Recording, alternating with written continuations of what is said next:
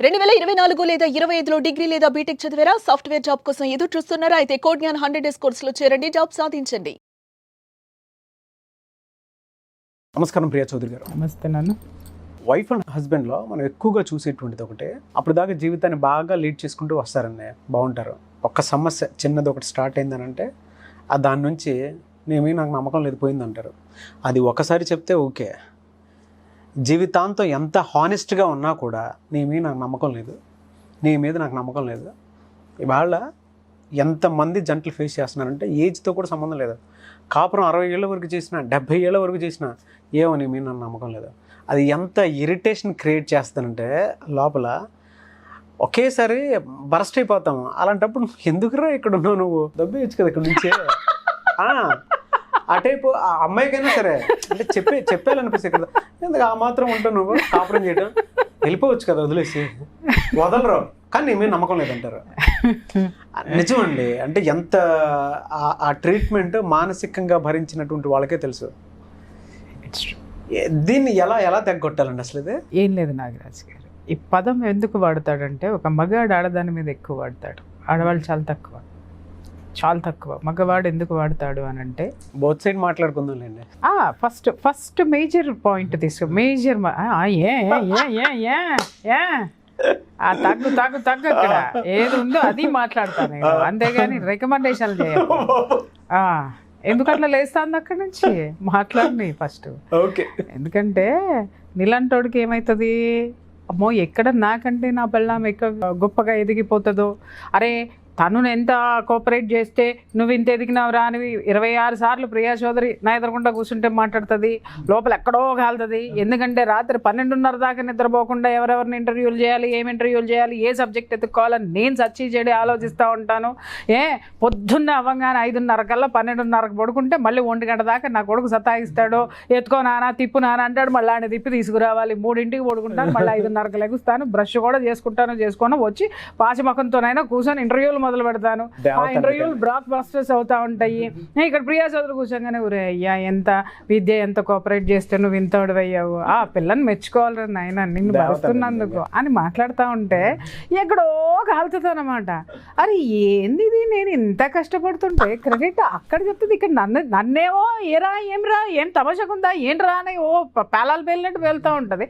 ఇంట్లో ఎక్కడో కూర్చున్నామండి పొగుడుతూ ఉంటుంది, ఆ క్రెడిట్ ఆవిడకి వెళ్తుంది. నిన్న కదా గుర్తించాలి అని నువ్వు ఫీల్ అయ్యావు అనుకో, అర్థమైందా? ఫీల్ అయ్యావు అనుకో, అప్పుడు ఏమవుతుంది, ఆ కసి ఎక్కడ చూపిస్తావు నువ్వు, ఆ ఇన్సెక్యూర్ ఫీలింగ్ ఎక్కడ చూపిస్తావు నువ్వు, వెళ్ళిపోద్ది అక్కడ. ఇక్కడ నువ్వేం మాట్లాడలేవు, ప్రియా చౌదరిని ఏం మాట్లాడలేవు. ఓకే, ఎందుకు? నీకంటే వయసులో పెద్దదనుకో, నీకంటే కొంచెం కాస్త దునియాని చూసి వచ్చిందనుకో, నీకంటే సీనియర్ కాబట్టి ఏదన్నంటే బ్యాగ్ ఉంచుకుని బయటకు వెళ్ళిపోద్ది, చెప్ప పెట్టకుండా బ్యాగ్ ఉంచుకుని బయటకు వెళ్ళిపోద్ది. మళ్ళీ అమీర్పేటలో ఇల్లు ఎక్కడ ఉందో ఎత్తుకుంటూ మళ్ళీ పోవాలి. తెలిసిన ఇల్లే కాబట్టి గబాలు వెళ్ళి రావాలి. వెళ్ళినా ఓ పట్టానికి కింద నుంచి పైకి పంపరు, పంపించినా ఆవిడ తలుపు తీయదు, తీసినా మాట్లాడదు. ఎన్ని సావులు ఎందుకు చావాలి? ఇక్కడ ట్రిగ్గర్ నొక్కేస్తే పోలేదా? అది ఆ ట్రిగ్గర్ ఎక్కడ పాయింట్ అవుతుంది అని అంటే, ఎక్కడ వెళ్తుంది అని అంటే ఇక్కడ ఇంట్లో వెళ్తుంది అన్నమాట. అర్థమైందా? అప్పుడు ఏమవుతుంది, ప్రియా చౌదరిని అనాల్సినటువంటి పదాలన్నీ కూడా అటు వెళ్ళిపోతా ఉంటాయి. ఏంటి చాలా గొప్పదాన్ని అనుకుంటా ఏంటి నువ్వు అంటే, ఏదైనా సలహా ఇవ్వబోయింది అనుకో భార్య, నీకేం తెలుసు, ఏం గొప్పదాన్ని అనుకుంటున్నావా, ఏం చూసావు నువ్వు దునియాని, పొద్దున్న లెగిస్తే నేను ప్రపంచాన్ని చూస్తాను, నీకేం తెలుసు మహా అయితే, ఎంఎస్సీ చదివావో ఎంఏ చదివావో వచ్చు బోకడాలు ఏం చదివావో కాలేజ్ వరకు తెలుసు, నీకేం తెలుసు అని అనగానే పాపం ఏదో నిర్మలమైన మనస్సుతో ఏదన్నా చెప్దామని ఆ పిల్లని, ఏంటిడికి ఏమైంది నిన్నదా బాగానే ఉన్నాడు, పోలే నా భర్తే కదా. తర్వాత అది రాను ఎలా అవుతుంది అంటే నాగరాజు, ఇది ఒక సెక్టర్ ఆఫ్ ఇది. రెండోది ఉంటుంది, ఈడెక్కడో కుంపటి పెడతాడు, ఈడెవరినో గోకుతాడు, ఈయనెవరితో గోకుద్ది. అర్థమైందా? దీన్ని నోరు మోయించి ఇంట్లో చెప్పు కింద తేలులాగా తొక్కిపెట్టి ఉంచాలి. వాడిని క్వశ్చన్ చేయనివ్వకూడదంటే దీన్ని ఆత్మన్యూనతా భావానికి గురి చెయ్యాలి. నెంబర్ 1 ఒకటి. ఎందుకు అనంటే వాడికి ఏం చెప్పాలి అనంటే, దీన్ని 24 గంటలు ఏదన్నా చేయని నాగరాజు ఒళ్ళు అమ్ముకొని తీసుకొచ్చి డబ్బులు ఇచ్చినా కూడా నీ మీద నాకు నమ్మకం లేదు అంటే, భర్త ఏ విధంగా వీడిని నేను చూసుకుంటే నన్ను నమ్ముతాడు అనే విషయంలో చర్మం ఒలిచి చెప్పులు కుట్టి ఇది నీ చర్మమా, నాకు నమ్మకం లేదు, నీ మీద నాకు నమ్మకం లేదు లేదు ఆ అమ్మాయి సంపాదించిన ఏమంటే సేవింగ్స్ చేశాను, ఇదిగో తీసుకోండి, ఏదైనా ఇల్లు కొనుక్కోవాలి, ఏదైనా కొనుక్కోవాలి అని అంటే ఏమంటే నేను తీసుకొస్తాను, మనం ఆ ఇల్లు కొనుక్కుందాం. నీ మీద నాకు నమ్మకం లేదు, ఎందుకంటే వీడికి ఇష్టం లేదు ఆ ఇంట్లో ఆ ఇల్లు కొని ఈ అమ్మాయిని అక్కడ కూర్చోబెట్టడానికి. అదే ప్రియురాలకో ఉంచుకున్న దానికో లేకపోతే పెట్టుకున్న దానికో లేకపోతే అంతకుముందులు పెట్టుకున్న కొంపలు కొన్ని ఉంటాయి కదా, ఆ కొంపలకి ఇయడానికి వీడు డిసైడ్ అయిపోతాడు. అది ఇక్కడ దీన్ని ఏం చేస్తాడంటే ఆత్మన్యూనత భావానికి గురి చేసేస్తా ఉంటాడు.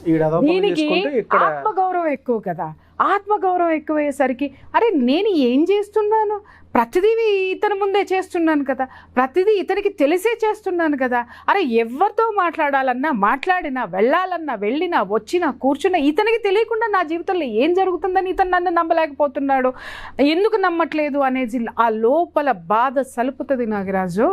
అది భయంకరమైనటువంటి నరకం. ఆ నరకం ఎలా ఉంటుందో చెప్పమంటావా నాగరాజు? అటువాడిని చంపేయాలన్నా చంపేయలేదు, ఇది చావాలన్నా చావలేదు.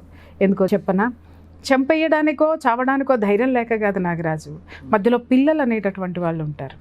ఆ పిల్లలు అనేటటువంటి ఆ బ్రిడ్జ్ ఏదైతే ఉంటుందో దాన్ని కూల్చుకోవటం ఇష్టం లేదు. అండర్స్టాండ్?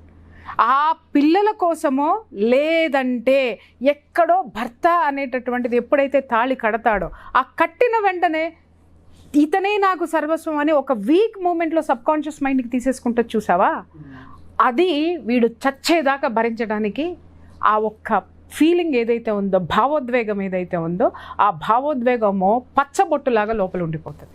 చెరగదు. అది అంత లోతైన మాట చెరగదు నాగరాజు. ఇలా ఎంతమంది ఆడవాళ్ళు కుమిలి కుమిలి కుమిలి చస్తున్నారో బోళ్ళు చూశాను, చాలా చూశాను. ఎంత అనుభవిస్తున్నారో నాకు తెలుసు. ఇవన్నిటినీ బయటికి చెప్పుకుందామంటే ఈమెకి ఒక పరపతి ఉంటుంది, ఈమెకు ఒక పరువు ఉంటుంది, ఈమెకు ఒక సర్కిల్ ఉంటుంది. ఈ భర్త ఇది చేస్తున్నాడు అని బయట చెబితే ఈమెకి ఏ విధమైనటువంటి పరువు దక్కుతుంది? అలాగే తన భర్త తనకంటే గొప్పవాడిగా ప్రొజెక్ట్ చేసుకుంది కదా సమాజంలో. ప్రొజెక్ట్ చేసుకోవాలని అనుకుంటుంది, ఆడదైనా ఆడేదామని చెప్పడానికి ఇష్టపడదండి. అటువంటిది ఇది బయటికి వస్తే ఒకసారి వింటారు, రెండోసారి వింటారు, మూడోసారి ఎదుటివాడు దాన్ని అవకాశంగా తీసుకుంటాడేమో అని చెప్పేసి అని అటు భర్తని శిక్షించలేక తనకి తాను వేసుకునేటటువంటి శిక్ష ఏంటో తెలుసా నాగరాజు? తెలుసా? నరకం, మానసిక క్షోభ. అది ఎలా ఉంటుంది అని అంటే చాలామంది ఆడవాళ్ళని చూస్తూ ఉంటాం, గృహిణులను చూస్తూ ఉంటాం, అన్నీ ఉంటాయి నాగరాజు. ఒంటి నిండా నగలు ఉంటాయి, ఖరీదైన చీరలు ఉంటాయి, ఖరీదైన కార్లు ఉంటాయి, ఖరీదైన మేడలు ఉంటాయి, కానీ జీవం మాత్రం ఆడదానిలో ఉండదు. కారణం ఇది తల్లి కడుపులో ఉన్న అభిమన్యుడి పాత్రే 100%. ఎందుకంటే తల్లి కడుపులో ఉన్న అభిమన్యుడి పాత్ర కాదు, పద్మవ్యూహంలో ఉన్న అభిమన్యుడి పాత్ర. ఆ వెళ్ళడం వరకే తెలుసుకున్నాడు, రావడం అనేది అది అతనికి తెలియలేదు. అది తెలుసు కాబట్టి పన్నాగం పన్నారు మిగిలిన వాళ్ళు. మొగుడు కూడా అంతే. పెళ్ళాం యొక్క ఆ భార్య యొక్క బలహీనత ఏమిటో వాడికి బాగా తెలుసు. ఏంటి అంటే ఆత్మ గౌరవం, ఆ అస్తిత్వం మీద దెబ్బ కొడతాడు. ఆ దెబ్బ ఎలా సలుపుతుందంటే రాచపుండు కంటే ఘోరంగా ఉంటుంది నాగరాజు. కానీ ఒకటి మాత్రం గుర్తుపెట్టుకోవాలి, కొన్ని సందర్భాలు చూస్తాం, భర్తని చంపేసినటువంటి భార్య, విషం పెట్టి చంపిన వాళ్ళు ఉన్నారు, గొడ్డలతో నరికిన వాళ్ళు ఉన్నారు, ఇంకేదో చేసిన వాళ్ళు అందరూ ఉన్నారు. అన్నిటినీ నేను సమర్థించను, కానీ కొన్ని కేసులు తీసి చూడండి, దాని వెనుక వాడు ఆమెని ఎంత భయంకరమైనటువంటి ఈ విధమైనటువంటి మానసిక క్షోభకి గురి చేస్తేనో అది జరుగుతుంది. ఎందుకు జరుగుతుంది మీరు అనొచ్చు, విడాకులు తీసుకొని బయటికి వెళ్ళిపోవచ్చు కదా మేడం అని చెప్పేసాను. వాడు వెళ్ళనివ్వడు నాగరాజు, వీళ్ళు రాలేరు నాగరాజు. ఏదో ఒక క్షణికావేశము అని మనం మాట్లాడతాం, అది క్షణికావేశం మాత్రం కాదు. ఎంతో కాలం నుంచి భరించి భరించి భరించి చివరికి ఇలాంటి హత్యలకి దారితీసేటటువంటి హత్యలు కూడా కొన్ని ఉన్నాయి అని మాత్రం నేను చాలా స్ట్రాంగ్గా చెప్పగలను. నేను ఇది ఎందుకు వస్తుంది నాగరాజు? అందమైన జీవితాన్ని గడపటం అనేది ఎవడికి ఎందుకు చేత కాదు నాగరాజు? ఒక ఆడది అంత బలహీనురాలా, ఒక వెధవని బలహించేంత బలహీనురాలా అంటే కాదు. చాలా ధైర్యవంతురాలు, చాలా ఓర్పువంతురాలు. ఆ ఓర్పును వాడు క్యాష్ చేసుకుంటున్నాడు అంతే. కానీ ఆ ఓర్పు గనక దాటిందో ఏ క్షణమైనా ఏదైనా కావచ్చు, ఆపలేడు. వాడేమంటాడంటే కోర్టుకు వెళ్తావా, ఎల్లు, నలుగురిలో అల్లరి చేస్తావా చెయ్యి, ఇలా రెచ్చగొడతాడు. ఆవిడ విని విని విని విని ఏమవుతుందంటే వీడు కోర్టుకు వెళ్ళినా లాభం లేదు, వీడిని రచ్చకిచ్చినా లాభం లేదు, పోలీస్ స్టేషన్లో పెట్టినా మళ్ళీ బయటకు వస్తాడు, వీడిలో ఉన్నటువంటి అహాన్ని చంపాలి అంటే మార్గం ఏంటంటే వీడిని చంపటమే అనే స్థితికి వచ్చిన ఆడవాళ్ళు చాలామంది ఉన్నారు. జాగ్రత్త. ఎందుకంటే నేను చూస్తున్నాను, ఎంతోమందిని ఆపాను, ఆపుతున్నాను. క్షణం నిన్ను నువ్వు కాపాడుకోగలవా? అలాంటిది ఆడదానిలో భూదేవంత ఓర్పు ఎంత ఉందో, పరాశక్తి అంత, చండి, చండిక, చాముండి, ఇవన్నీ ఆడదానికి పేర్లే. అంత ఉంది రౌద్రం. ఆ రౌద్రాన్ని బయటికి మాత్రం తీయకండి. అది ఒక్కటే నేను చెప్పగలిగింది. ఇకపోతే మీరు both sides of the coin మాట్లాడుకుందాం. ఆడవాళ్ళ దగ్గరికి వద్దాం. మగవాడి పట్ల నమ్మకం లేదు అని ఒక ఆడది మాట్లాడుతుంది అని అంటే దానంత వెధవ అది జీవితంలో బతికి ఉన్నా చచ్చినట్టే. అర్థమైందా? జీవోత్సవం అది. ఈ కరెక్ట్ పదం వచ్చింది, జీవోత్సవం అది. ఎందుకంటే సమాజంలో నీకు ప్రొటెక్షన్ ఇచ్చేది కుటుంబం. ఆ కుటుంబంలో ఆ ప్రొటెక్షన్ని కాపాడేటటువంటి వ్యక్తి ఎవరైతే ఉన్నారో భర్త.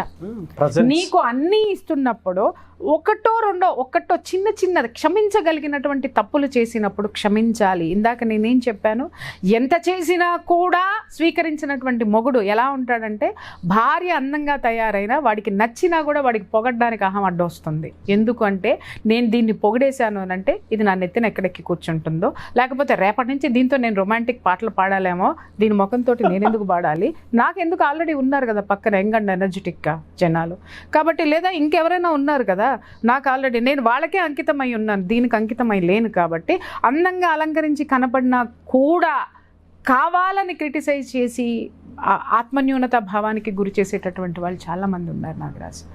ఓకే, ఇక్కడ వచ్చేసరికి ఈ భార్య విషయంలో నిజంగా చిన్న విషయాలు ఏమైనా ఉంటే క్షమించగలిగేటటువంటి విషయాలు ఉన్నప్పుడు క్షమించి ముందుకు పోతే నీ జీవితము 3 పువ్వులు 6 కాయలు హ్యాపీగా ఉంటుంది. అది లేకుండా ఎవరి కోసమో, ఇప్పుడు మగాడి దృష్టిలో ఏం చెప్పామో ఆడదాని దృష్టిలో కూడా అవే ఉన్నాయి అనుకుంటే దాని బ్రతుకు నరకం నాగరాజు. ఇక్కడేమో మొగుడు వల్ల బాధపడేటటువంటి భార్య జీవితం నరకం అయితే, మొగుడిని బాధ పెట్టేటటువంటి భార్య, మనం అనుకుంటా భర్త బాధపడుతున్నాడని, కానీ నరకం దానికే జీవితం. ఎందుకంటే సమాజంలో విలువ ఉండదు, ఎవరికి దాని పట్ల గౌరవం ఉండదు. ఎవరికైనా మాట ఇక్కడి నుంచి వస్తుంది, బాగున్నావా, ఓకే అని ఇక్కడి నుంచి వస్తుంది తప్ప, దాన్ని చూస్తే దాని క్యారెక్టరైజేషన్ చూస్తే సమాజంలో ఒక ముద్ర వేసుకొని పక్కన పడిపోయి ఉంటుంది. ఎక్కడి నుంచి ఎవరి నుంచి అది సరైనటువంటి ప్రేమని కానీ గౌరవాన్ని కానీ చచ్చినా అది అందుకోలేదు జీవితంలో. తన ప్రొటెక్షన్ని, తన అస్తిత్వాన్ని తను కోల్పోతుంది. ఇది మాత్రం గుర్తుంచుకొని భార్యాభర్తలంటే మన వాళ్ళు పోల్చారు. జోడెడ్ల బండి కాపురం అనేది, కుటుంబం అనేది, సంసారం అనేది, ఏ ఎద్దు సరిగ్గా లేకపోయినా ఆ బండి బ్యాలెన్స్ తప్పిపోతుంది నాగరాజ్. అవును. ఇంకొకటి, మీకు ఇష్టం లేనప్పుడు, నీ భార్య నీకు ఇష్టం లేనప్పుడు, నీ భార్య లేదు నీకు ఇంకా వేరే జీవితం ఉన్నప్పుడు కూర్చోబెట్టి కన్విన్స్ చేసి నీ జీవితం నువ్వు బతుకో, ఆవిడ జీవితం ఆవిడ బతుకుతుంది. ఇక్కడ ఏమవుతుందంటే నాగరాజు, ఆవిడ జీవితాన్ని ఆవిడకి ఇవ్వరు. ఓకే, వీడు మాత్రం ఎంజాయ్ చేసేస్తూ ఉంటాడు. వీడు మాత్రం ఎన్ని కారణాలు చెప్తాడంటే, ఒరే ఎందుకురా నువ్వు ఇట్లా చేస్తున్నావు, ఎందుకురా భార్యను వదిలేసి ఇలాంటి లత్కొరపాలను చేస్తున్నావు అని మనం అడిగితే, వాళ్ళు నాకు ఎంత హెల్ప్ చేస్తున్నారో తెలుసా, ఈ కుటుంబాన్ని పోషించడానికి అని మాట్లాడతాడు వాడు. భార్యకి ఏమనిపిస్తుందో తెలుసా సార్, అంతకంటే అవమానం. ఆ లత్తుకోరు పనులు చేసి ఆ విధమైనటువంటి డబ్బుతోటి నేను బ్రతకాలనా, నా బిడ్డలు బ్రతకాలనా? అందులో ఎంతవరకు వాస్తవం ఉంది? నంబర్ ఆఫ్ కేసెస్ చూశాను, ఇలాంటివన్నీ కూడా నంబర్ ఆఫ్ కేసెస్ చూశాను. అవతల వాడినే సపోర్ట్ చేస్తుంది ప్రపంచం. ఏంటంటే అవునండి వాడికి హెల్ప్ చేస్తుంది, అందుకే హత్యలు ఎందుకు జరుగుతాయి, ఆత్మహత్యలు ఎందుకు జరుగుతాయి, ప్రపంచాన్ని కూడా కాండ్రించి ఉమ్మలేక ఇవి జరుగుతాయి. హార్ట్ని అట్లా కదిలించారు ఒకసారి. చాలామంది ఫేస్ చేస్తున్నారండి. మిమ్మల్ని పోషించడం కోసం మిమ్మల్ని సొసైటీలో నిలబెట్టడం కోసం నాకు అవసరం, ఆమెతో నాకు అవసరం, వాళ్ళు అప్పులు ఇస్తున్నారు, లేకపోతే ఆమె బిజినెస్కి నాకు హెల్ప్ చేస్తుంది, లేదా ఆమెను పెట్టుకొని నేను ఇంత చేస్తున్నాను, ఆమె లేకపోతే నేను లేను అనగానే ఈ అమ్మ బాబు కానీ ఆ అన్నల తమ్ములు కానీ లేకపోతే ఇంకా ఈయన నమ్ముకున్న లత్తుకోరు వద్దలే బూతులు వస్తాయి నాకు ఉన్న గ్యాంగ్ మొత్తం ఏం చేస్తుంది అంటే వీడిని ఇలా ఎత్తి పట్టుకొని ఆ దేవుడిని ఊరేగించేటటువంటి ఊరేగింపు దేవుడు ఉంటాడు కదా, అట్లా పల్లకీలో ఎత్తి పట్టుకొని వీడిని ఊరేగిస్తూ ఉంటారు అనమాట, దాన్ని పక్కన కూర్చోబెట్టుకొని. బట్ ఒక్క విషయం మాత్రం నేను చెప్తున్నాను నాగరాజు, ఒక ఆడదాని మనసుని, ఒక ఆడదాని జీవితాన్ని నాశనం చేసి మనస్సులో ఆ విధమైనటువంటి దాన్ని ఏమంటారు మానసిక క్షోభకి గురి చేసి నువ్వు పొందే ఆనందము ఏ రోజుకైనా నువ్వు మంచంలో ఉన్నప్పటికైనా సరే అది నిన్ను పట్టి పీడించి చంపేస్తుంది. ఆడదాని కన్నీళ్ళు ఊరికినే పోవండి, శాపం. అది ఏ విధంగానైనా ఆ పీడ నీ జీవితంలో వస్తుంది. నీ కూతురు జీవితంలో నీ కూతురు రూపంలో రావచ్చు, నీ కొడుకు రూపంలో రావచ్చు, నీ కొడుకు జీవితం రూపంలో రావచ్చు, నీ కూతురు జీవితంలో రూపంలో రావచ్చు, లేదా నీకు రోగం రూపంలో రావచ్చు, లేదా నీ అమ్మ బాబు రూపంలో ఏ రూపంలోనైనా ఆ పీడ, ఆ మానసిక క్షోభ ఆ చివర్లో నువ్వు పడి తీరాల్సిందే. చాలామంది ఇక్కడ ఇంకో మాట మాట్లాడతారు, పడతా నేను అని చెప్పేసని. ఇట్లాంటి వాళ్ళని కాండ్రించి ఉమ్మటం తప్ప ఇంకేం చేయలేమండి. థ్యాంక్ యూ అండి, thank you so much Priya Chaudhary గారు. Thank you.